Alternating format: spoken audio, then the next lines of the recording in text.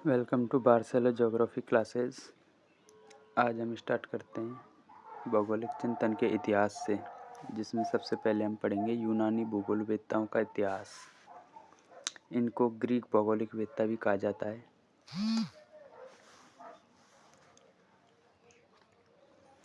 यूनानी भूगोलवेत्ताओं में हम सबसे पहले इनके क्रम के अनुसार स्टार्ट करेंगे।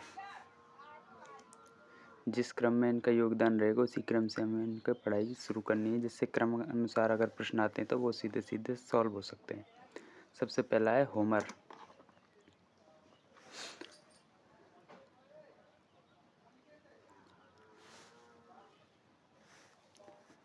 होमर ने इलियड व ओडेसी नामक दो ग्रंथों की रचना की। इलियड एवं ओडेसी, इन दो ग्रंथों की रचना की है, जिसमें ट्रोजन वार के बारे में वर्णन दिया गया है।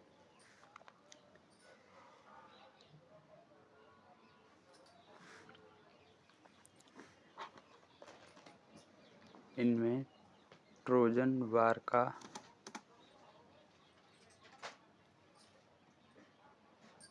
वर्णन किया गया है।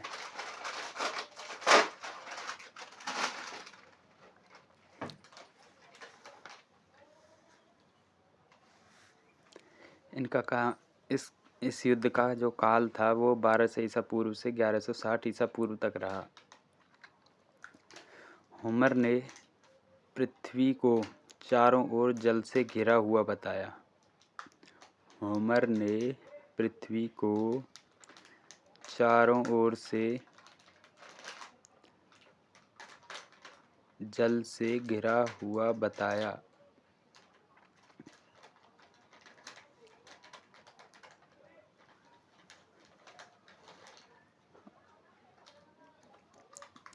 और आकाश को बड़े बड़े खंभों पर टिका हुआ बताया।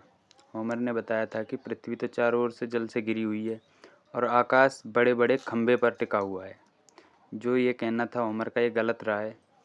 पृथ्वी चारों ओर से जल से घिरी हुई है, लेकिन आकाश कहीं भी किसी भी खंभे पर टिका हुआ नहीं है। ये बस उनकी एक काल्पनिक सोच थी।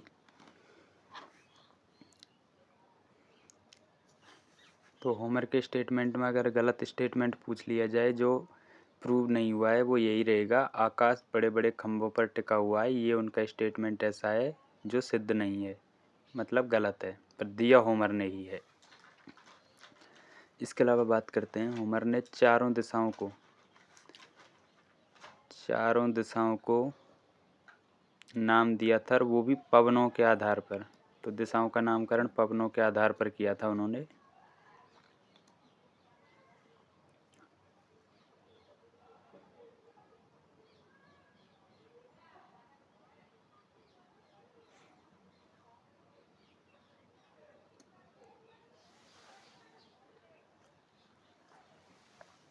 अब पवनें देखते हैं चारों की चारों।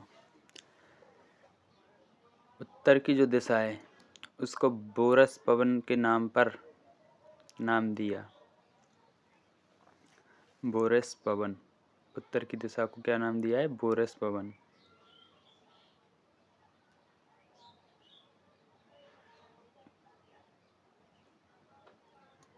यह ठंडी और तेज पवन है।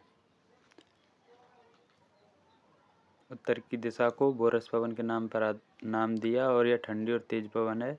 दक्षिण को नोटिस पवन नाम दिया। दक्षिण को नोटिस पवन नाम दिया। यह प्रगामी आर्द्र पवन है। प्रगामी आर्द्र पवन। पूर्व दिशा को यूरस पवन के आधार पर बताया इन्होंने, और यह उष्ण एवं मंद पवन है। तुलनात्मक उष्ण है और मंद।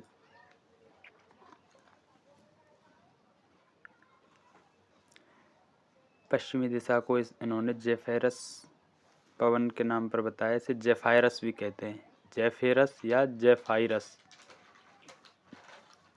यह भयावह पवन है, बहुत ही भयंकर एवं प्रलंकारी मानी जाती है। तो जेफायरस पवन को भयंकर या भयावह पवन बताया इन्होंने।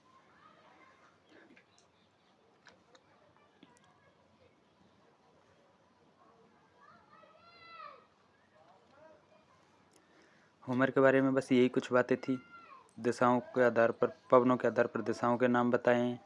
पृथ्वी को चारों ओर से जल से घिरा और आकाश को खंभों पर टिका हुआ बताया है। 2 इनकी किताबें हैं, इलियड एवं ओडेसी, जिसमें ट्रोजन वार का वर्णन है।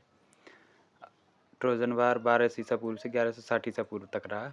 अब बात करते हैं दूसरे भूगोलवेत्ता की, जिनका नाम है थेल्स। थेल्स के बारे में सब जानते हैं। गणित में थेल्स की प्रमेय भी पढ़ी है। ये जो थेल्स महोदय हैं, ये मिलेटस के निवासी हैं। इनके मूल स्थान, जो निवास स्थान था, वो मिलेटस माना जाता है। तो थेल्स मिलेटस के निवासी थे। अब इन्होंने गणितीय भूगोल के बारे में बताया, क्योंकि ये खुद गणित से थे। और जो इनकी प्रमेय है, थेल्स की प्रमेय गणित में ही है, तो इसीलिए थेल्स विश्व में प्रथम गणितीय भूगोलवेत्ता माने जाते हैं। विश्व के प्रथम गणितीय भूगोलवेत्ता माने जाते हैं। थेल्स विश्व के प्रथम गणितीय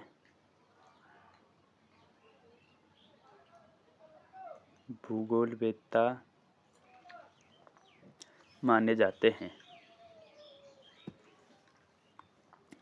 इसके अलावा बात करते हैं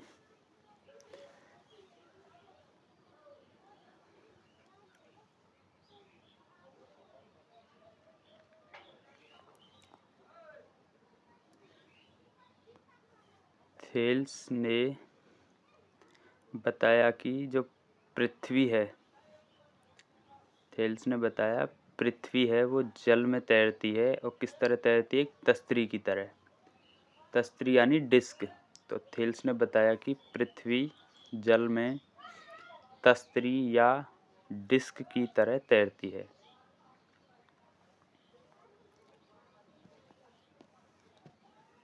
पृथ्वी जल में डिस्क की तरह तैर रही है।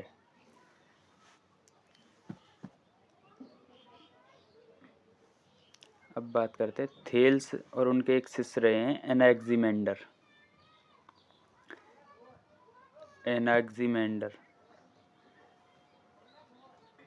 थेल्स व एनाक्सिमेंडर को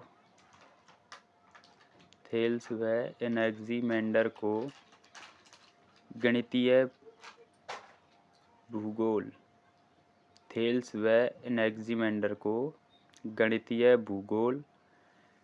का जनक माना जाता है। क्वेश्चन बनता है यहाँ से, गणितीय भूगोल के जनक कौन है? तो वो थेल्स एवं एनाक्सिमेंडर, दोनों नाम हैं, साथ में आते हैं। पर अगर इनमें से किसी एक का भी नाम आ जाए तो भी उसे सही माना जाएगा। अब बात करते हैं एनाक्सिमेंडर महोदय की। एनाक्सिमेंडर हैं, ये थेल्स के शिष्य रहे हैं। एनाक्सिमेंडर जो हैं, ये थेल्स के शिष्य हैं।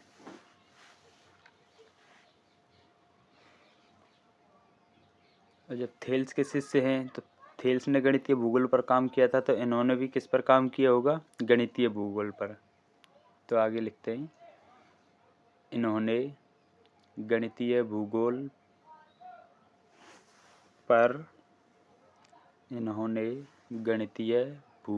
पर विशेष कार्य किए।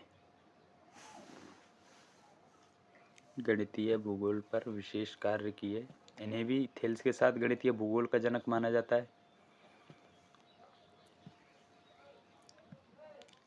इन्होंने विश्व में सर्वप्रथम मापक आधारित मानचित्र बनाया। पहले मानचित्र बनते थे वो अंदाजे से बनाए जाते थे। जो मापक पर आधारित जो मानचित्र बनाया था वो सर्वप्रथम विश्व में एनाक्सिमेंडर ने ही बनाया था। तो विश्व में सर्वप्रथम मापक आधारित मानचित्र बनाया।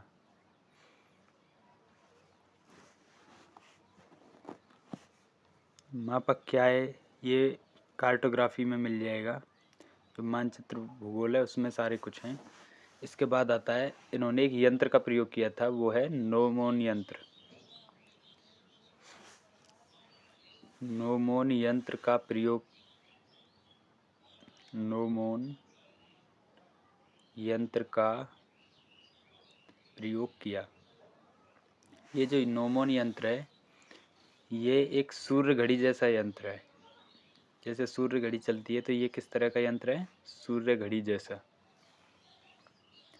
यह जो यंत्र है वह बेबीलोन का यंत्र है। बेबीलोन जो सभ्यता रही है वहाँ का ये मूल रूप से ये यंत्र बेबीलोन का है। तो यह बेबीलोन का यंत्र था। अब बात करते हैं इसे किस काम में लिया जाता है। इससे देशांतरों का निर्धारण किया। जो नोमोन यंत्र है इससे किसका निर्धारण किया? देशांतरों का। उसी के आधार पर मध्याह्न रेखा का निर्धारण हुआ। देशांतरों का निर्धारण होने के बाद किसका निर्धारण हुआ? मध्याह्न रेखा का। इससे देशांतरों का निर्धारण किया जिसके आधार पर मध्याह्न रेखा का निर्धारण किया गया।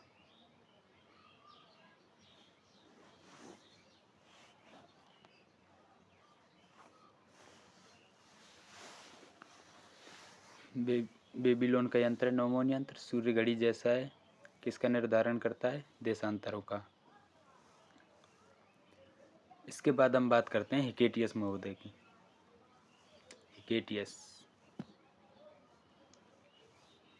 हिकेटियस के बारे में सबसे ज़्यादा प्रचलित है उनकी पुस्तक। हिकेटियस ने सबसे पहले एक पुस्तक लिखी थी जो भूगोल से संबंधित जो कोई लिखित पुस्तक थी वो हिकेटियस की मानी जाती है। तो पहली बार भूगोल से संबंधित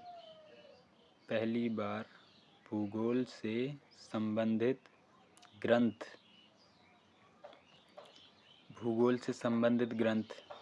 उस ग्रंथ का या हिकेटियस की पुस्तक का नाम है जैस पीरियोडोस।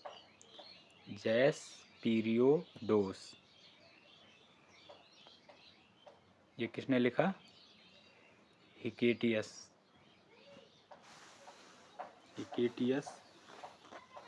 ने लिखा।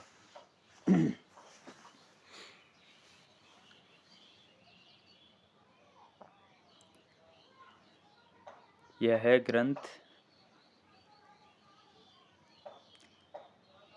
ग्रंथ प्रादेशिक भूगोल पर आधारित था। यह ग्रंथ प्रादेशिक भूगोल पर आधारित था। इसीलिए हिकेटियस को प्रादेशिक भूगोल का जनक माना जाता है। हिकेटियस ने भूगोल से संबंधित एक ग्रंथ लिखा जो क्या नाम था? जैस पीरियोडोस। और यह प्रादेशिक भूगोल पर आधारित था, प्रादेशिक भूगोल से संबंधित था। इसीलिए हिकेटियस को प्रादेशिक भूगोल का जनक कहा जाता है।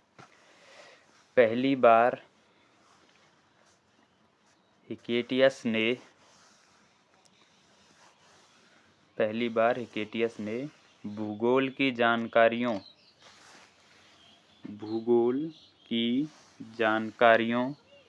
को